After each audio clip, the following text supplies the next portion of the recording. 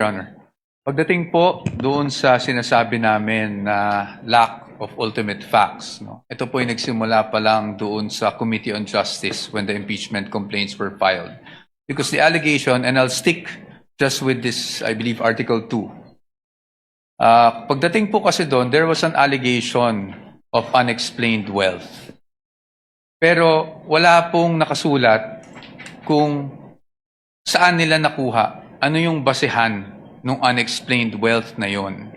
Ano yung act na ginawa ng Vice Presidente, kailan yon ginawa, at so sa amin, para masabi nilang nagkaroon ng unexplained wealth.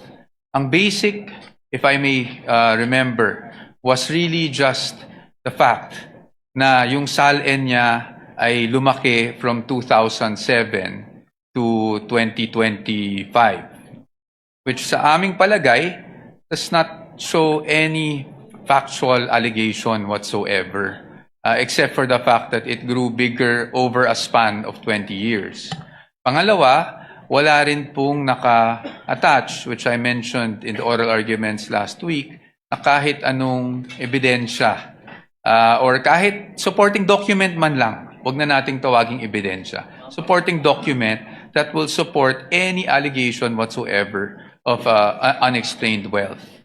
And that is why, nabanggit ko rin, na after the allegations were made, and this is even more significant, after the respondent had filed her answer, na tinawag pa nga nilang non-answer, doon lang po naghanap ng mga ebidensya na sakaling makasuporta doon sa aligasyon na iyon. That's very important for us because we had already filed our answer before AMLAC documents were suddenly produced with the issuance of subpoenas, before the BIR box were concerned, that we are concerning ourselves with was presented before the Committee on Justice. Nasa panahon na yun, tapos na po kami sumagot. In fact, when they were saying that it was a non-answer, to be very candid with everyone, we wanted to say because it was a non-complaint. Kasi walang ultimate facts na naka-allege for us to even answer. Now, before this honorable court, I do recall that in our answer, we also took pains to discuss the lack of ultimate facts and also what we feel were violations of due process before the Committee on Justice, or at least with the proceedings that were conducted before the Committee on Justice. And that is also why we have a pending motion for exclusion na ikinalakip namin dun sa answer precisely because we were objecting to the fact that these pieces of evidence were produced after we had already filed our answer. Now, on the fishing expedition, I think on the fishing expedition, Your Honors, our main point is this.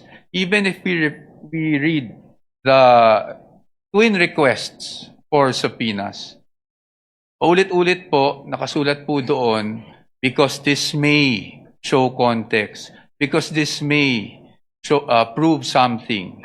At para sa atin, this only shows, and at least, again, on the part of the defense, this is somewhat already an admission na hindi pa nga nila alam kung ano mismo doon sa mga hinihingi nila ang pwedeng sumuporta sa mga aligasyon na unexplained wealth.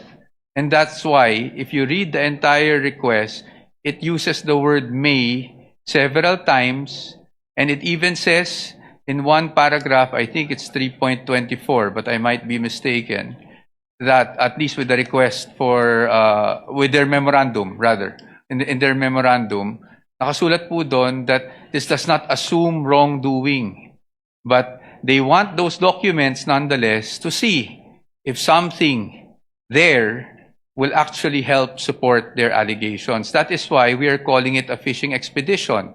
Dahil in Tagalog, para po maintindihan, sa aming pananaw, sa dami ng hinihing dokumento, para po itong nagtatapon po tayo sa dagat ng isang napakalaking lambat, at umaasa tayo na kahit papano may mabingwit kahit isang pirasong ebidensya. Maraming salamat po.